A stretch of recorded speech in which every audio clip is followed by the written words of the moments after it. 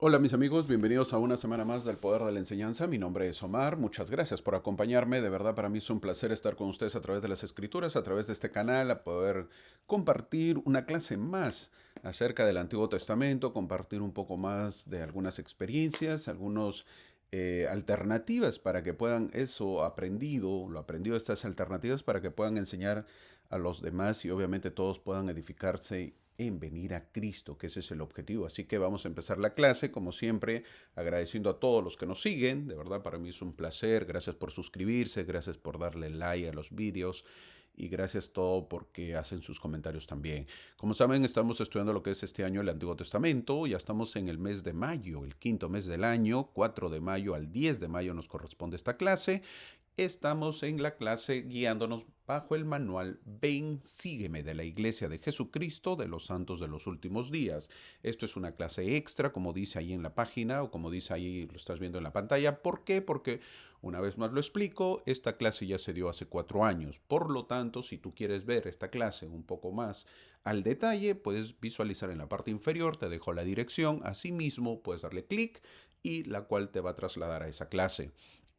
Esta clase del día de hoy es una clase más rápida, clase para que personas que ya lo hayan leído, personas que ya conocen un poquito más, de tal manera que vamos a coger temas rápidos para poder ver al final una clase, un mapa mental diferente, de tal manera que pueda ayudarte si tienes una clase, para que puedas sintetizar la clase, para que puedas explicarlo mejor. Esta clase veremos lo que es el libro de números, números del 11 al 14, el capítulo del 20 al 24 y el capítulo 27. Así que está salteado, ¿por qué? Porque es la única vez que veremos en esta clase lo que es el libro de números. La próxima semana veremos el libro de Deuteronomios. Ustedes saben que el Antiguo Testamento es muy amplio, es muy grande.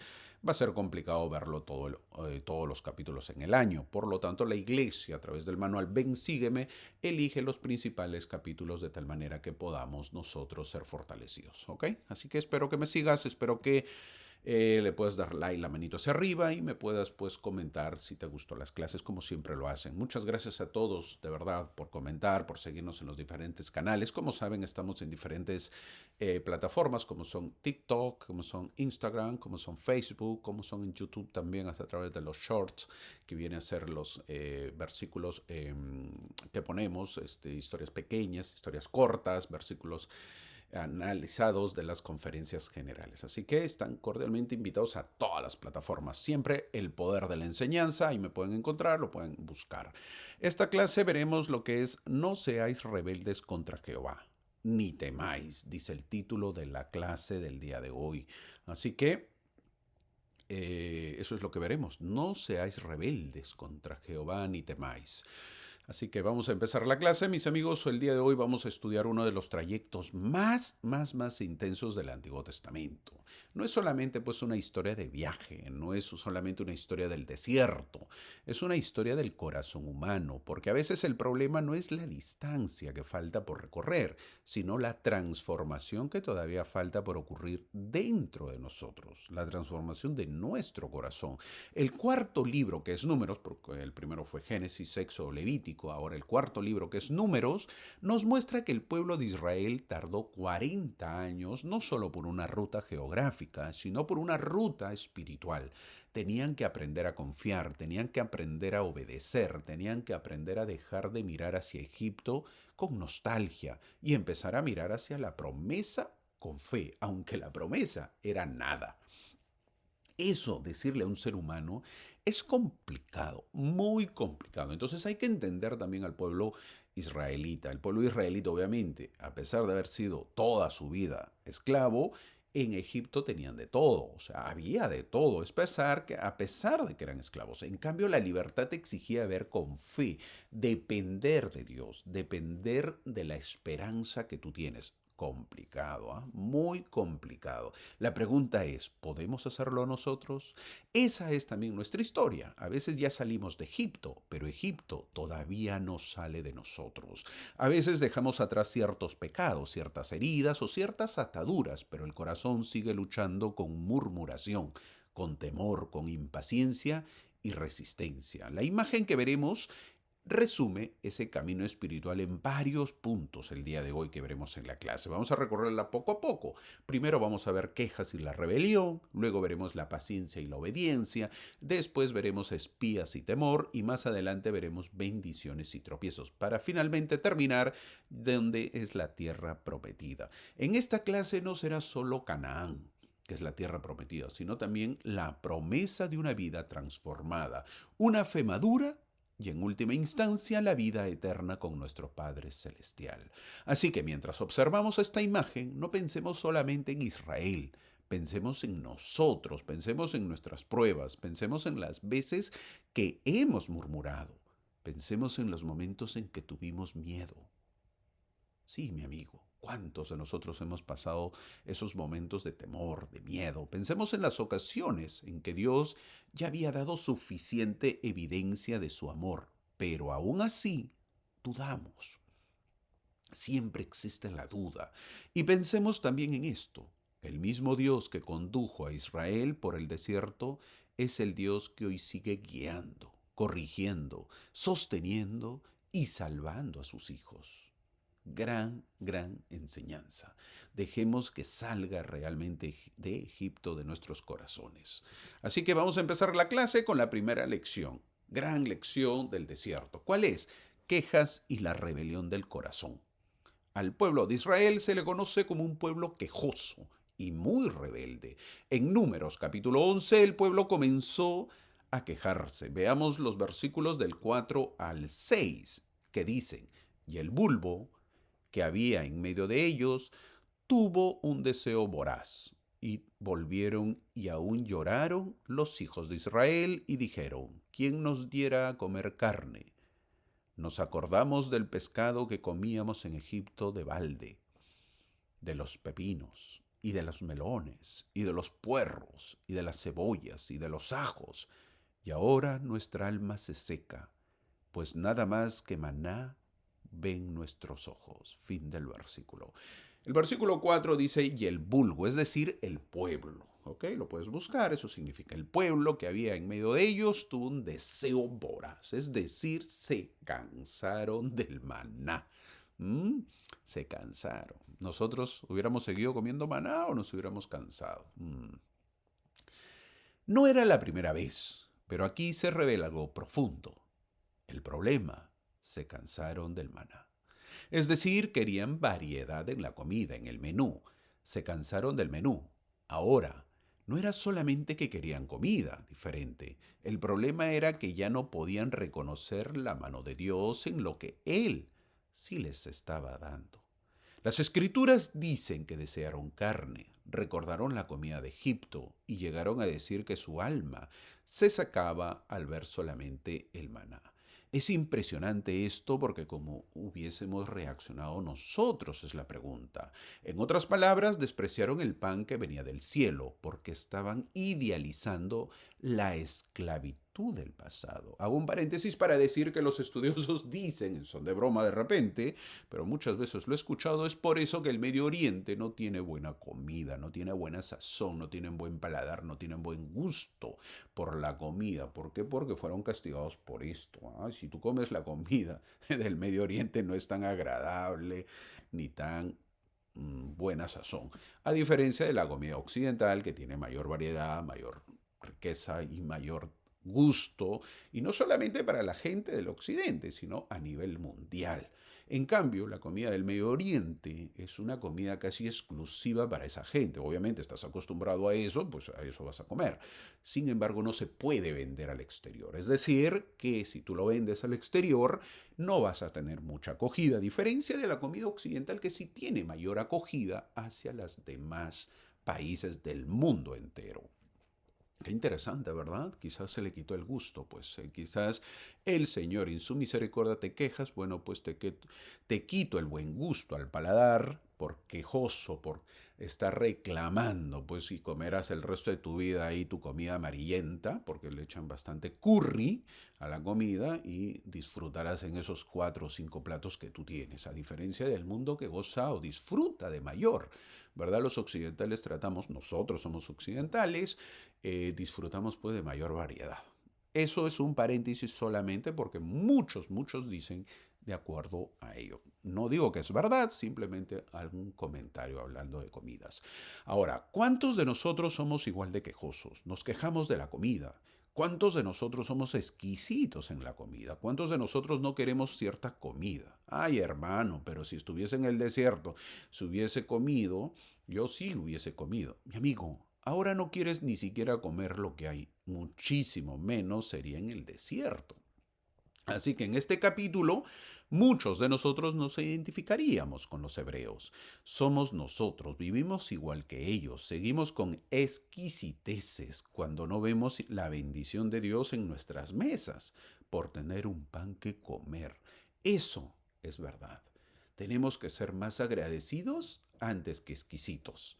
Tenemos que agradecer el tener comida, tenemos que agradecer el poder ser bendecidos con un pan que comer. Cuando digo pan, pues me refiero de repente a toda la variedad de comida que uno tiene, tortillas, pan, qué sé yo, diversas comidas que uno tiene. Agradecido antes que ser exquisito.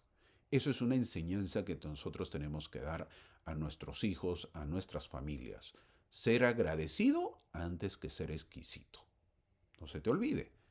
Eso se aprende. Y eso hay que aprenderlo a las buenas o a las malas, porque tenemos un pan que comer. Y aquí hay una enseñanza muy profunda. El corazón ingrato, mi amigo, siempre distorsiona la memoria. Toma nota. El corazón ingrato siempre distorsiona la memoria. Yo te doy frases que lo puedes anotar, anótalo y lo puedes comentar o lo puedes subir en tus estados de WhatsApp, en tu Facebook, donde tú gustes. Una vez más, el corazón ingrato siempre distorsiona la memoria. Y así estaban los hebreos, con la memoria distorsionada. ¿Cómo puede ser posible que un esclavo extrañe la comida en esclavitud? ¿Tú te imaginas lo que comía un esclavo hebreo en Egipto?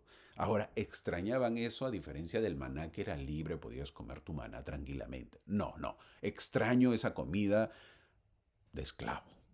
¿Alguien puede hacer eso? Claro, pero la ingratitud, el corazón ingrato, te distorsiona la memoria y la memoria dice que sí, sí, claro, yo extraño esa hermosa y deliciosa comida y ese buffet y esos manjares que yo comía en Egipto siendo esclavo. Totalmente falso. Así estaban los hebreos con la memoria distorsionada. De pronto su memoria les dijo que Egipto ya no había sido un lugar de cadenas, sino un lugar de satisfacción. Es decir, los hebreos habían disfrutado de Egipto, les decía su memoria, su mente. ¿Y por qué ocurre eso? Una vez más, porque el corazón es ingrato. Cuando tu corazón es ingrato, tu mente se distorsiona. Y encima, para los hebreos, de pronto el desierto ya no parecía un espacio de milagros, donde ellos estaban viendo milagros, sino un lugar de carencias. Qué terrible, ¿verdad? Así trabaja la murmuración. Toma nota, borra los milagros recientes que ves y exagera las incomodidades presentes. El pueblo estaba despreciando el maná. Sí, mi amigo, eso es la murmuración. Borramos los milagros que ellos han visto y exageramos las incomodidades presentes. Es decir, empieza el desprecio. Así, poco a poco, el humano se distorsiona y el humano cae en desgracia. La ingratitud no solo nos pone tristes, nos vuelve espiritualmente ciegos. Nos hace olvidar que quizá no tenemos todo lo que quisiéramos, pero sí estamos siendo sostenidos por Dios. ¿Qué pasó, mi amigo hebreo? ¿Dejaste de ver el maravilloso, hermoso y placentero y grandioso milagro del cruce del Mar Rojo? Algo que jamás un ser humano se pudo haber imaginado. O dar de comer a un pueblo a través del maná. Todos los días veías milagro en tu vida en el desierto.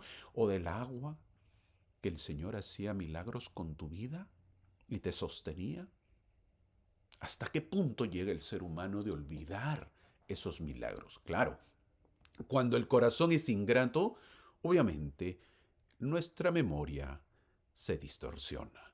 Entonces, agradecemos por nuestro pan de cada día. Le enseño a mis hijos, a la buena o a la mala, agradecer por tener que comer. Quizás coma poco, quizás no tenga mucho para un gran plato de comida, pero aún así le agradezco a Dios y le enseño a mi hijo, a mi hija, que sea agradecido. O le enseño quizás llevándolo a algún lugar para que vea cómo otras personas sufren y para que entienda y no se distorsione su memoria. Porque las personas tenemos que aprender a ser agradecidos. Agradecidos de la comida. Claro, todos quisiéramos comer de repente una gran comida, un plato de comida rico y delicioso, al mismo tiempo costoso. Pero no agradecemos por quizás, no tenemos eso, pero sí tenemos lo mínimo para poder comer, lo mínimo para poder complacer nuestra satisfacción del hambre y de tal manera poder vivir. De eso también tenemos que estar agradecidos. Al avanzar, vamos a ver de cómo el pueblo, obviamente, cambia o no cambia. Eso lo veremos.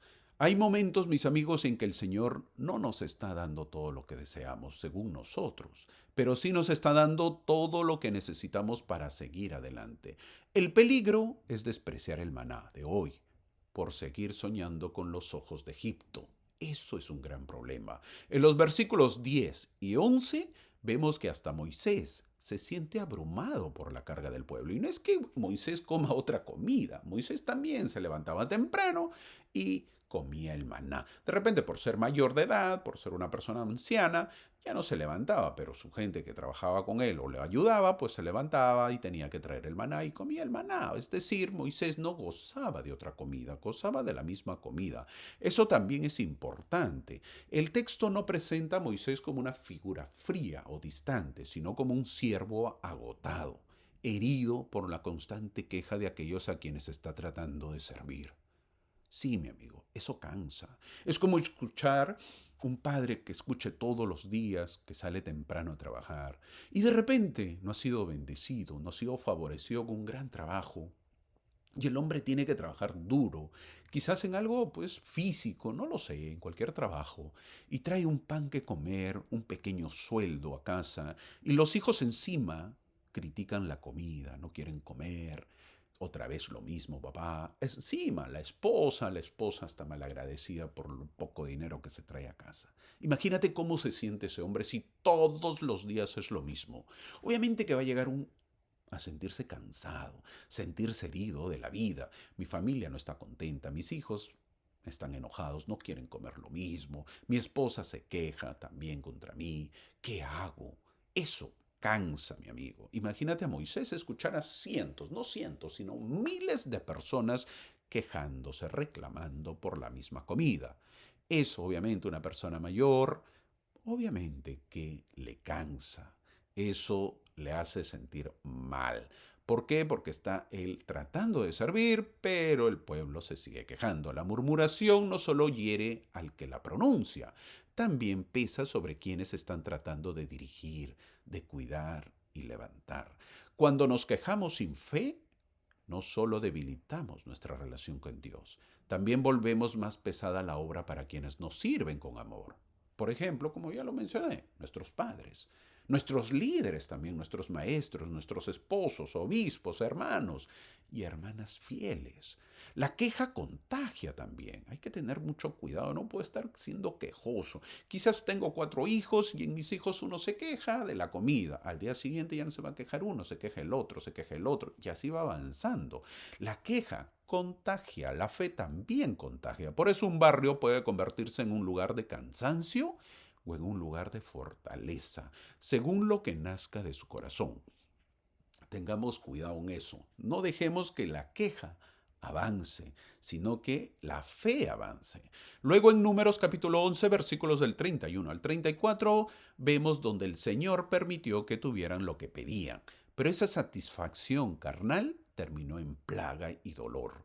Esto enseña una verdad muy seria. No todo lo que el corazón desea le conviene al alma. A veces Dios, en su justicia, permite que probemos las consecuencias de nuestros anhelos desordenados, para que entendamos que fuera de su voluntad no hay verdadera plenitud.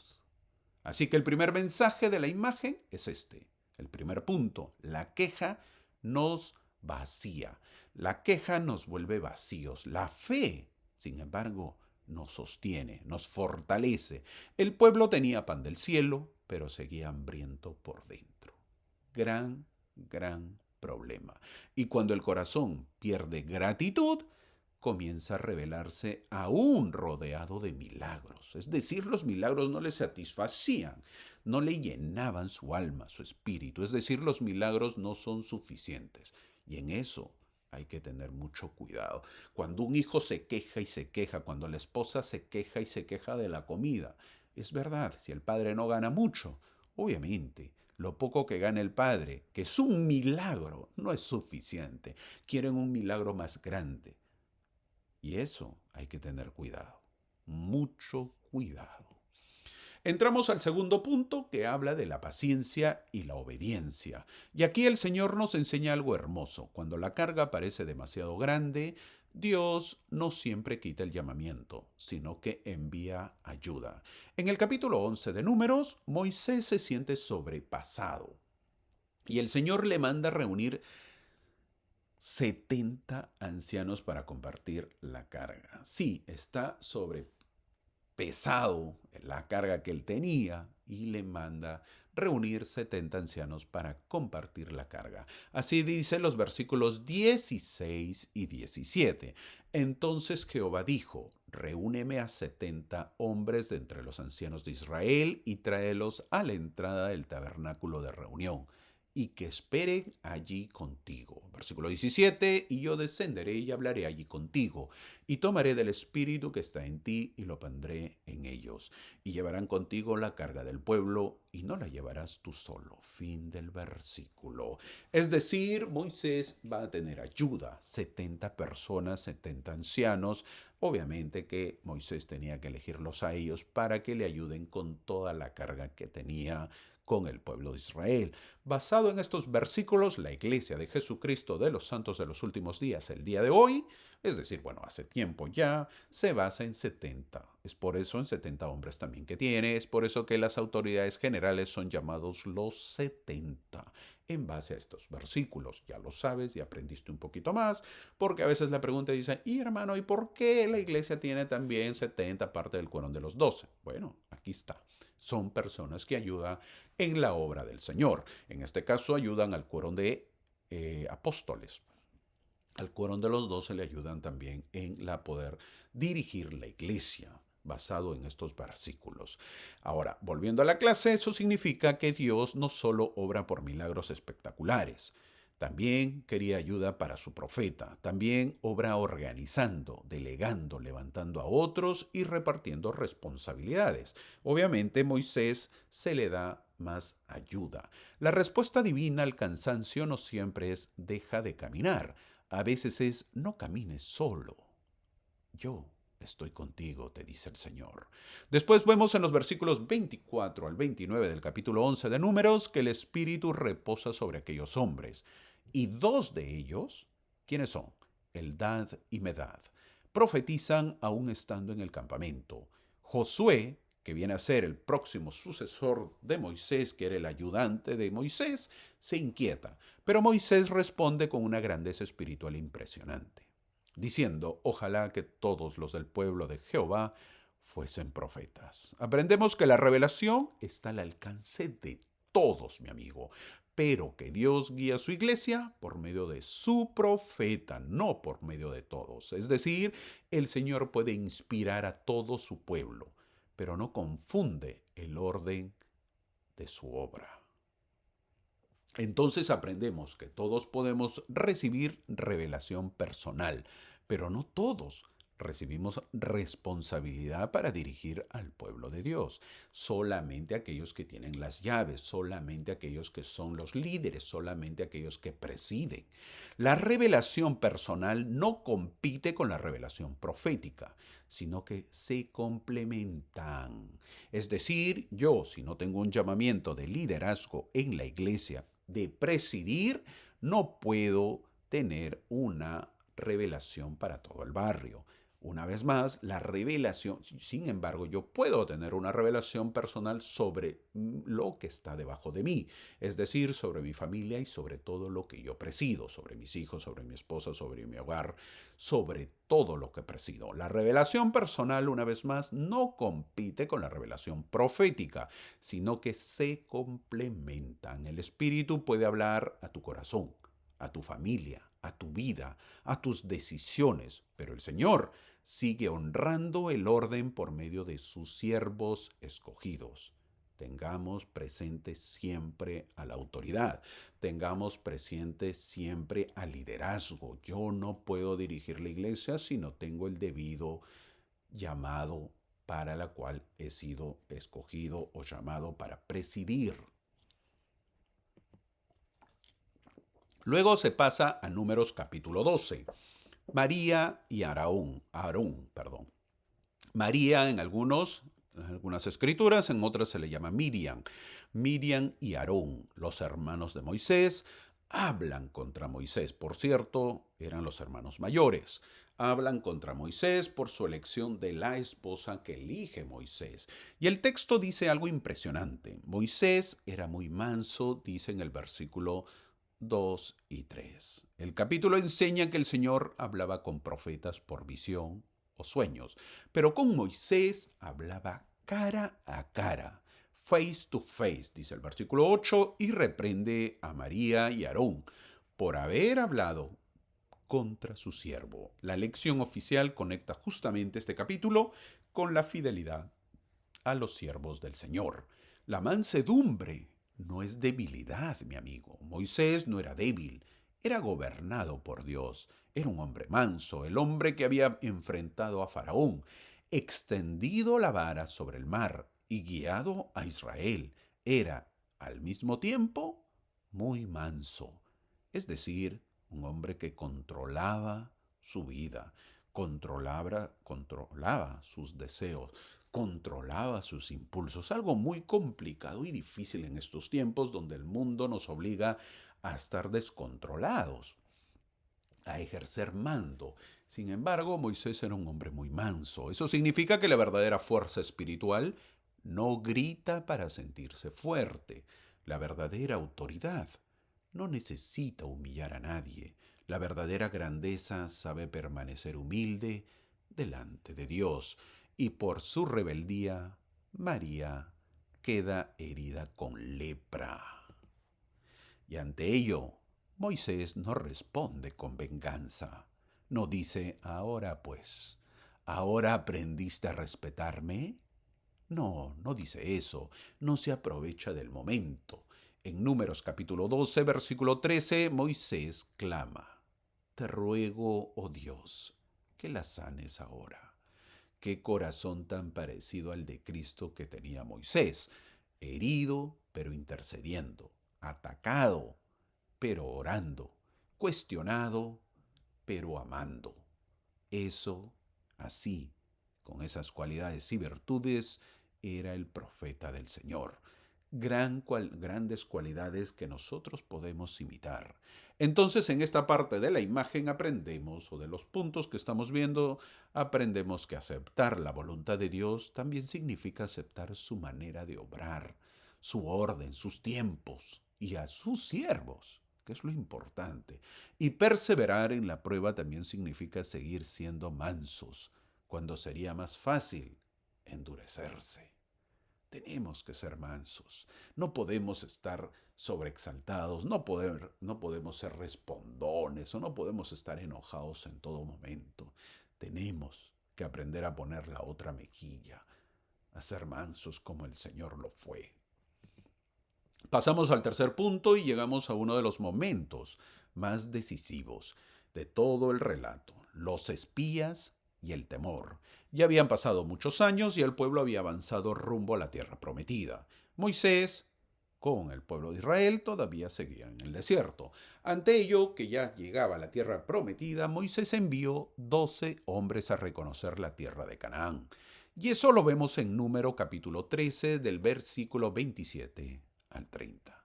Ellos vieron el fruto, vieron que la tierra verdaderamente fluía leche y miel, pero 10 de ellos regresaron dominados por el miedo. Fueron 12, pero 10 regresaron de miedo, dominados por el miedo. Dijeron que las ciudades eran fuertes, que los hombres eran gigantes, dice el versículo 33, y llegaron a compararse como langostas delante de esta gente. Caleb, uno de los 12, en cambio declaró: subamos enseguida, porque ciertamente podremos. No porque fueran fuertes en sí mismos, sino porque el Señor había hecho la promesa. Gran hombre, donde se demuestra que a pesar que 10 de los 12 que fueron, uno obviamente tiene fe. Aprendemos de esto que dos grupos pueden ver la misma realidad y salir con conclusiones espirituales completamente distintas. La pregunta es, ¿tú estás con la mayoría, en este caso con los 10, o estás con los 2 que tenían otro tipo de visión? Los 10 espías vieron obstáculos más grandes que la promesa. Caleb y Josué, una vez más Josué, liderando a los 12. Y Josué, obviamente, tiene la misma visión que Caleb. Vieron la promesa más grande que los obstáculos. Los hechos externos eran los mismos. Los dos grupos vieron lo mismo. Un grupo se separó en 10 y el otro en 2. Fueron juntos, regresaron juntos, vieron lo mismo, palparon lo mismo.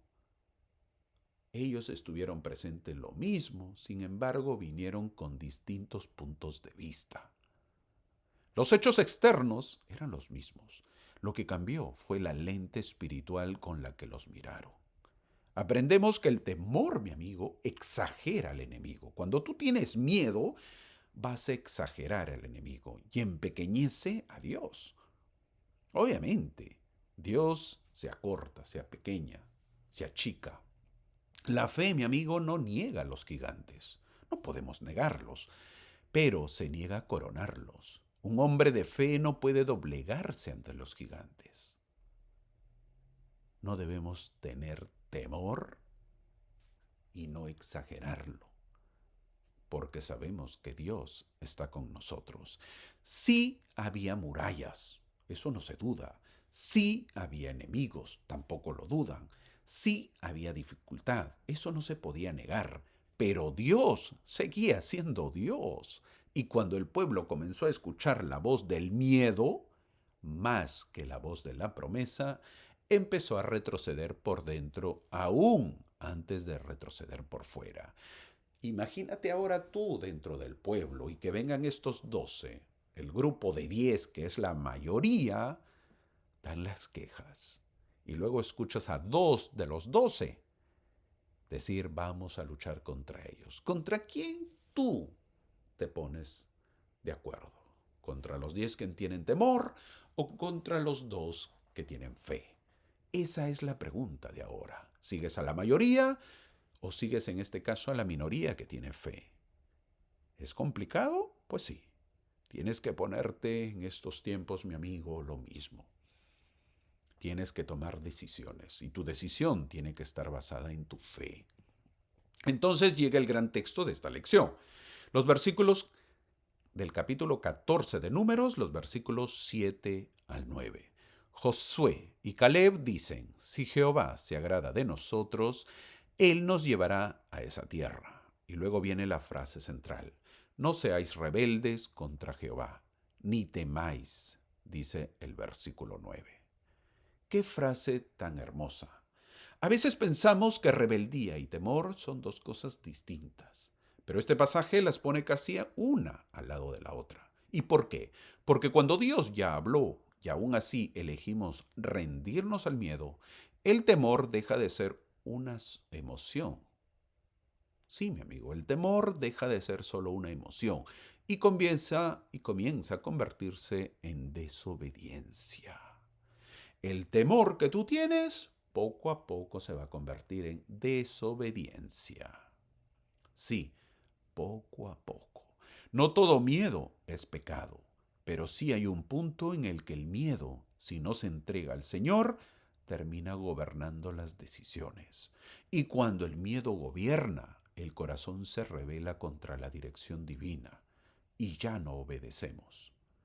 Por eso esta parte de la clase no debe enseñarse solo como historia antigua, sino que tenemos que aplicarlos a nosotros. ¿Cuántas bendiciones se retrasan porque seguimos escuchando a los 10 espías del temor? Sí, mi amigo, muchas veces tenemos temor, tenemos miedo. Y producto de ese temor que tú tienes, producto de ese miedo que tú tienes, las bendiciones no llegan a tu vida. ¿Cuántos convenios se enfrían porque la incredulidad habla más fuerte? ¿Cuántos jóvenes tienen miedo de ir a una misión porque pierden tiempo, dicen ellos? Ese temor no los deja ir a una misión y ser felices y disfrutar su misión y predicar el Evangelio con fe, a pesar que el mundo te dice que estás perdiendo tiempo. Sí, pero tienes que tener fe, mi amigo, que esos 2 años que supuestamente dice el mundo que vas a perder, lo vas a ganar después.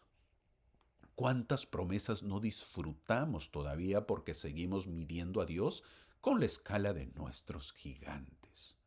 Y ante eso, ¿qué hizo el pueblo? A huir a estos dos valientes hombres.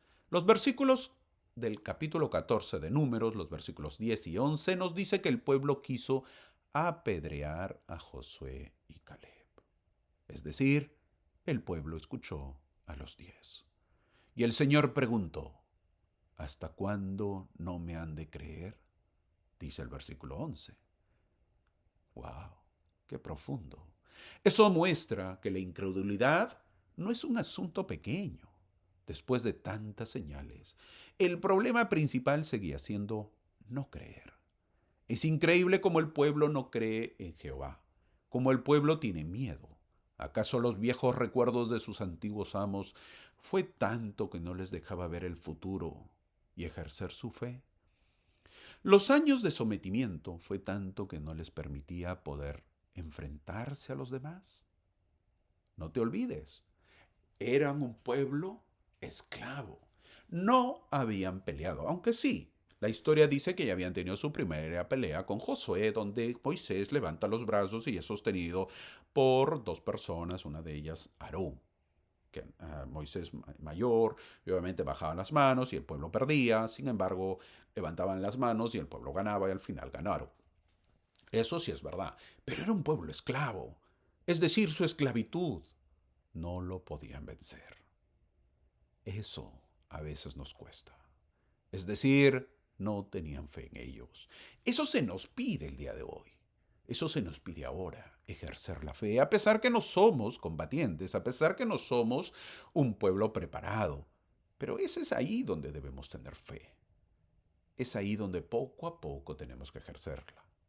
Poco a poco yo tengo que cegar en medio de la oscuridad y dar un paso hacia adelante porque sé que al final de esa oscuridad vendrá la luz.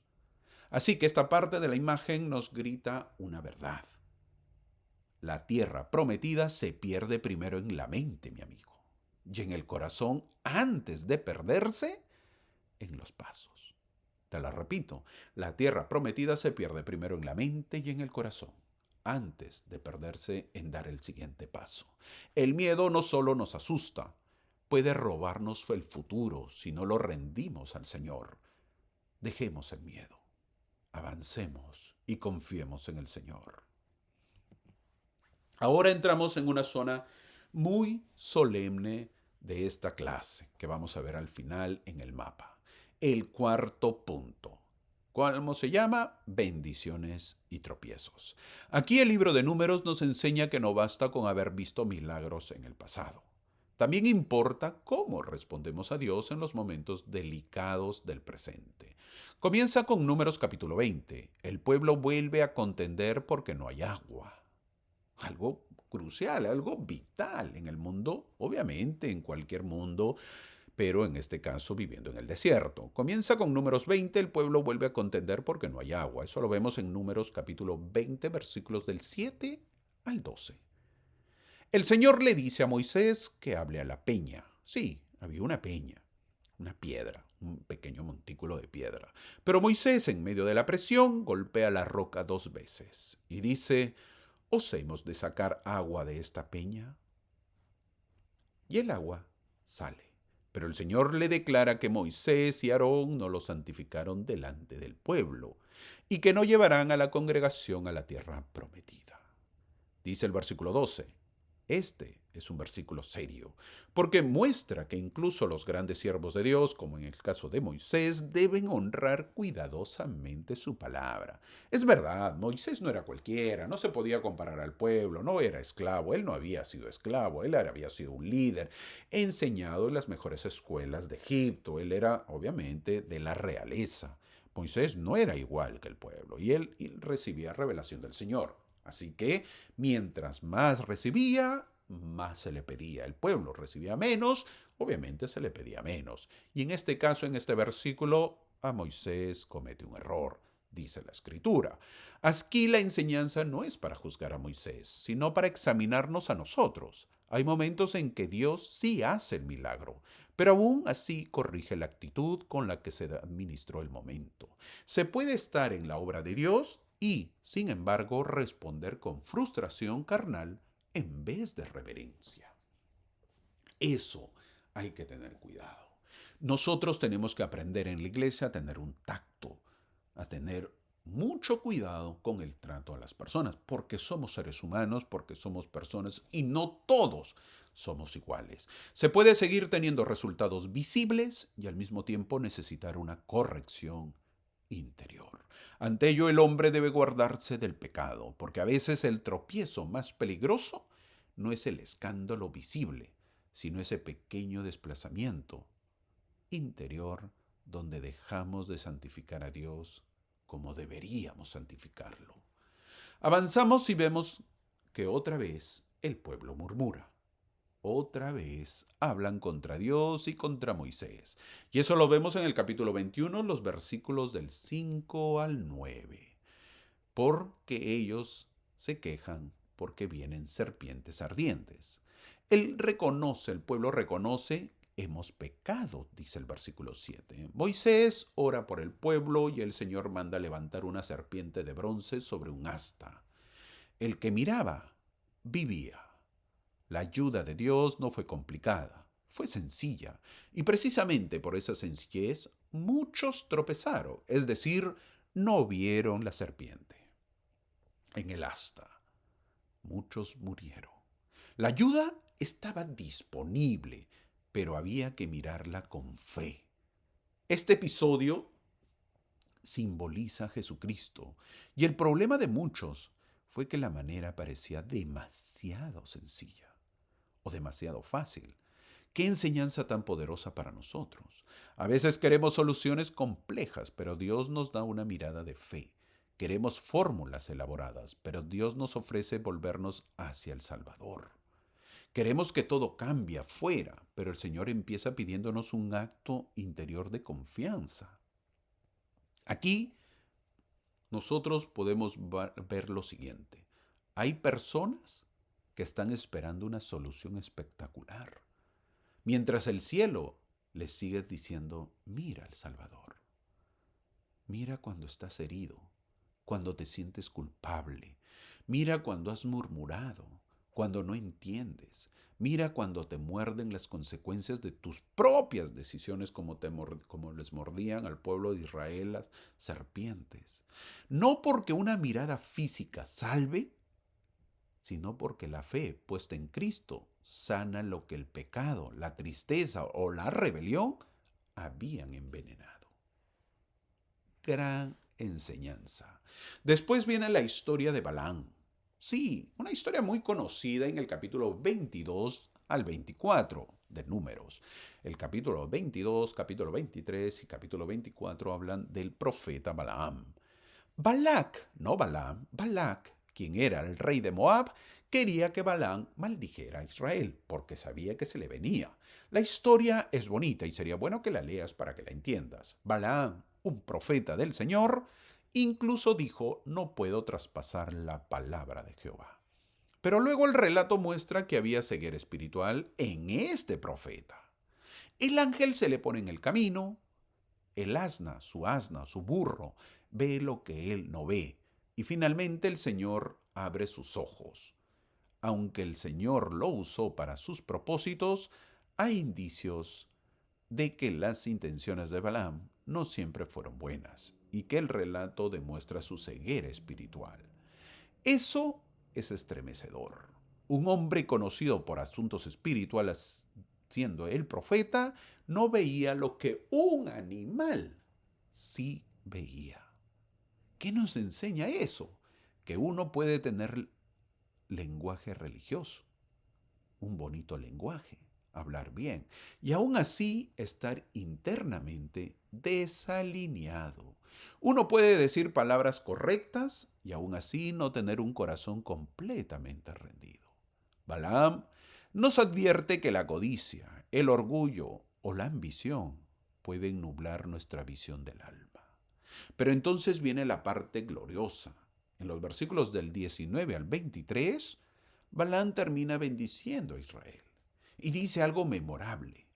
Dios no es hombre para que mienta, en el versículo 19 dice. Y también dice, he recibido mandato de bendecir.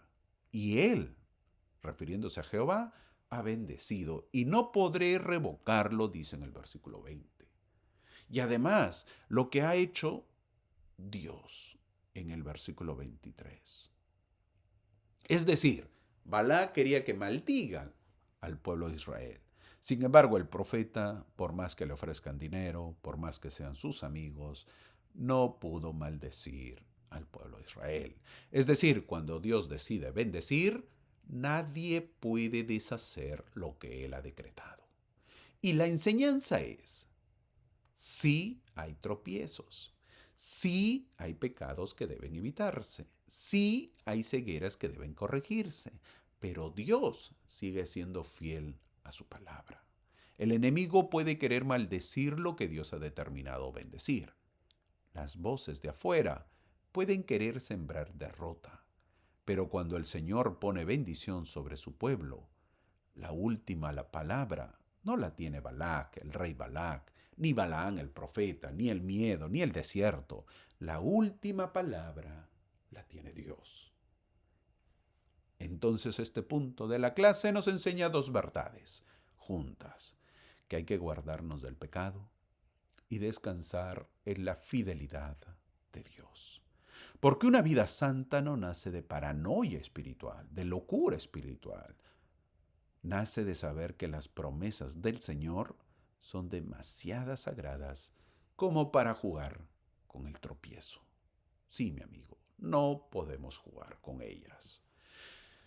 Seguimos avanzando y la imagen llegamos a un punto que vuelve a aparecer, aceptar la voluntad de Dios. Y eso no es casualidad. Hay lecciones que el Señor repite hasta que de verdad las aprendemos. Ante ello llegamos a Números capítulo 27, los versículos del 12 al 17. Dios le dice a Moisés que suba al monte y Moisés ve la tierra prometida, pero también la declara que no entrará en ella en el versículo 13. ¿Qué escena tan, pero tan o más conmovedora? Moisés ve lo que anheló durante tantos años, pero entiende que no será él quien introduzca al pueblo. Y sin embargo su reacción no es amarga, no protesta, no se endurece, no se enoja, no se encierra en sí mismo, más bien ora para que el Señor ponga un hombre sobre la congregación, para que el pueblo no quede como ovejas sin pastor, dice el versículo 17.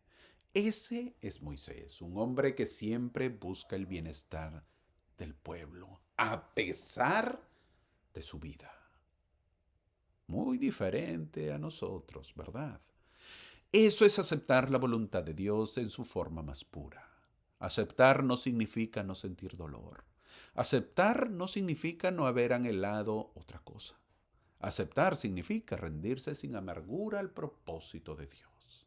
Eso me hace acordar a una historia real que yo vi cuando se relevó, a un hermano de un llamamiento. Sí, él y su familia se apartaron de la iglesia. ¿Por qué? Porque él trabajaba en el llamamiento. Era un hombre fiel. Era un hombre decidido, un hombre devoto, un hombre que trataba de hacer lo correcto. No lo relevaron porque era malo, porque estaba en pecado. No, lo relevaron porque quería otras cosas, el liderismo. Querían llamar a otro hermano, pero a él le gustaba el llamamiento de liderazgo. Y se apartó de la iglesia, él y su familia, por muchos meses. Sí, muchos meses. Y yo también tuve la bendición de poder verlo cuando él mismo regresó con su familia, arrepentido de haber perdido tiempo, pero que entendió que eso no fue lo correcto que hizo. Muchos actuamos de esa manera. Moisés no. Moisés era diferente. La pregunta es, ¿yo me parezco a Moisés? ¿Tengo cualidades espirituales como Moisés? ¿Que trata o tiene las mismas cualidades de Cristo? Eso es aceptar la voluntad de Dios en su forma más pura. Aceptar no significa no sentir dolor. Aceptar no significa no haber anhelado otra cosa. Aceptar significa rendirse sin amargura al propósito de Dios.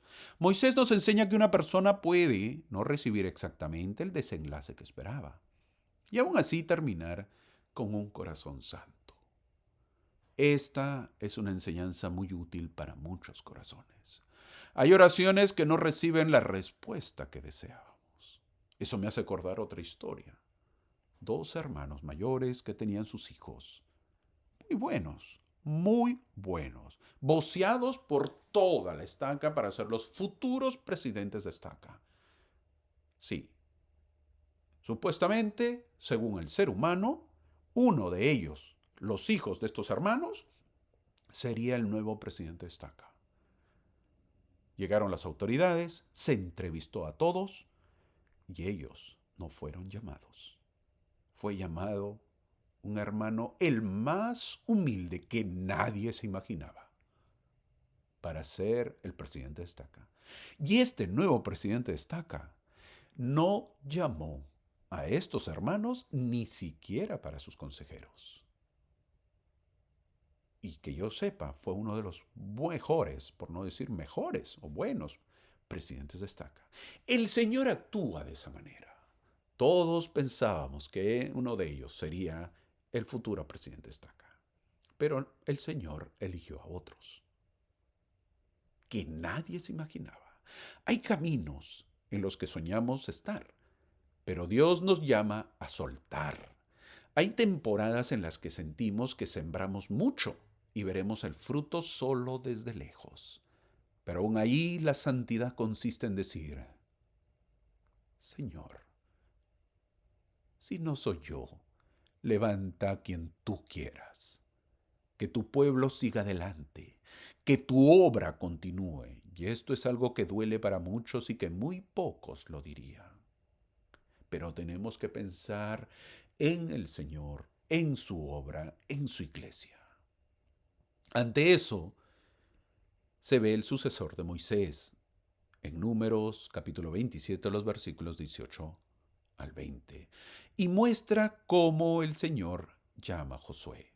Aquí no vemos a un Moisés celoso de su legado, sino a un Moisés dispuesto a transmitir dignidad, autoridad y responsabilidad al siguiente siervo de Dios. Eso también es aceptar la voluntad divina, alegrarse de que la obra continúe aunque el protagonismo cambie, aunque yo no sea uno o no sea parte de ello. Así que aceptar la voluntad de Dios no se aprende una sola vez. Se aprende cuando el camino cambia. Se aprende cuando los planes no salen igual. Se aprende cuando Dios sigue siendo bueno, aunque su respuesta no coincida exactamente con nuestro deseo. Finalmente llegamos al centro de la clase, hacia el cual apunta toda la clase. ¿Cuál? La tierra prometida. Pero aquí necesitamos entender algo muy importante. En el relato bíblico, la tierra prometida era real, concreta, geográfica. Sin embargo, en esta lección oficial nos invita a verla también como símbolo de algo mayor, nuestra preparación para entrar en la vida eterna con nuestro Padre Celestial. Es decir, Canaán era una promesa histórica, así se llamaba la tierra prometida, Canaán, pero también una figura espiritual de una meta más alta. Al nombrar a Josué, para ello, veremos en los versículos del 18 al 20, que lo he mencionado, el Señor muestra que su promesa no morirá con una generación. El pueblo podrá entrar porque Dios seguirá guiando. La del Señor no depende de un solo hombre. La obra del Señor no depende de un solo hombre. Depende de su fidelidad. Por eso la tierra prometida, en el fondo, no es un premio para los fuertes, sino una promesa sostenida por el Dios fiel. La meta celestial, mi amigo, mi hermano, no se alcanza con perfección instantánea, sino por perseverancia en la fe, arrepentimiento sincero y una mirada constante al Señor. Te lo repito, la meta celestial no se alcanza por perfección instantánea. No lo vamos a alcanzar porque somos perfectos, sino por perseverancia, día tras día, domingo tras domingo. ¿Y perseverancia en qué? En la fe, por supuesto, en el arrepentimiento sincero y en una mirada constante al Señor. Israel cayó muchas veces, pero Dios siguió llamándolo. Israel temió muchas veces, pero Dios siguió prometiéndoles. Israel murmuró muchas veces, pero Dios siguió corrigiéndolo y guiándolo. Y eso también nos da esperanza a nosotros, porque nuestra historia tampoco ha sido perfecta. Pero si seguimos viniendo al Señor, Él sigue dispuesto a llevarnos hacia la promesa. Así llega el final de Moisés, el gran Moisés. Se dice que a estas alturas de la vida Moisés ya tenía 120 años. Un hombre que había llevado todo un pueblo por muchos años en el liderazgo llegaba a su fin y daba paso al gran Josué. Así termina esta clase. Y este es el resumen. Lecciones del Éxodo en el desierto, los capítulos números del 11 al 14, del 20 al 24 y el capítulo 27. Mis amigos, mis hermanos, si resumimos toda esta imagen en una sola idea, podríamos decir esto. El desierto revela lo que hay en el corazón, pero también puede convertirse en el lugar donde Dios forma un pueblo santo, que es lo que quería. La primera parte nos habló de quejas y rebelión. Ahí aprendimos que la ingratitud seca el espíritu y el alma, que la nostalgia por Egipto deforma la memoria, no se te olvide, y que no se puede caminar hacia promesas eternas con un corazón aferrado a esclavitudes pasadas. El pueblo tenía que cambiar. Es verdad que habían tenido un daño muy duro. La esclavitud los hizo vivir de esa manera. Vivir en libertad les costó al pueblo. Y después vimos paciencia y obediencia. Aprendimos que Dios comparte cargas de ayuda. Da ayuda, derrama su espíritu, habla a su pueblo y al mismo tiempo guía su obra por medio de sus siervos. Aprendimos también que la mansedumbre de Moisés no fue debilidad, sino una fuerza santificada. Luego contemplamos espías y temor. Ahí vimos que la diferencia entre derrota y avance muchas veces no está en el tamaño del obstáculo, sino en la profundidad de la fe. No se te olvide. 10 hombres vieron gigantes, 2 hombres vieron promesas. Y la voz de Josué y Caleb todavía resuena el día de hoy. No seáis rebeldes contra Jehová, ni temáis, y déjate guiar por tu fe, aunque tus ojos, mi amigo, no lo vean.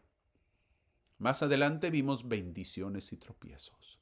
Aprendimos que debemos guardarnos del pecado, santificar a Dios en nuestras decisiones y mirar al Salvador. Sí, mirar al Salvador cuando el alma está herida. Vimos que aún en miedo de la ceguera espiritual del profeta Balaam, Dios mostró que nadie puede revocar la bendición que Jehová decide poner sobre su pueblo. Al final llegamos a la tierra prometida, no solo una tierra física, sino una figura de nuestra meta celestial. Allí entendimos que Dios sigue siendo fiel, que levanta a nuestros líderes como Josué y que sigue conduciendo a su pueblo hacia el cumplimiento de sus promesas. Así que al terminar esta clase yo quisiera dejar este mensaje en el corazón. Quizás algunos aquí sienten que están en el desierto. Quizá algunos están cansados, confundidos, heridos o incluso avergonzados por sus propias murmuraciones y temores. Pero el libro de Números nos recuerda que el Dios del desierto sigue siendo el Dios de la promesa. Él nos corrige, pero no nos abandona. Él nos confronta, pero también nos sana. Él no nos minimiza el pecado, pero tampoco cancela su misericordia. Él sigue levantando la vista del pueblo hacia la serpiente sobre el asta, hacia la palabra del profeta, hacia la promesa futura y sobre todo hacia el Salvador. Y por eso hoy podemos terminar esta clase con esperanza. Si dejamos la queja, si entregamos el temor, si aceptamos la voluntad de Dios, si perseveramos en la prueba y si miramos al Señor con fe, entonces el desierto no será el final de nuestra historia. Será el lugar donde Jesucristo nos preparó para la promesa. Hoy vimos que la clase nos enseñó que la queja nos debilita, mi amigo. La obediencia nos ordena. Sí, porque estamos desordenados, por eso tenemos que ser obedientes. También nos enseñó en la clase que la fe vence el temor. La santidad evita tropiezos. Cristo sana al que lo mira. Y Dios cumple sus promesas. Por eso, aunque estemos en el desierto, no estamos perdidos. Si el Señor va con nosotros, todavía hay tierra prometida delante. Espero que te haya gustado la clase. Ha sido preparado con mucho amor. Si gustas, puedes dejarme tus comentarios, dale like, comparte con tus amigos, con tu familia, aprende de la clase, trata de grabártelo y aprender lo más importante, que es seguir a Cristo. Gracias por acompañarme, te espero la próxima semana. Gracias por ello.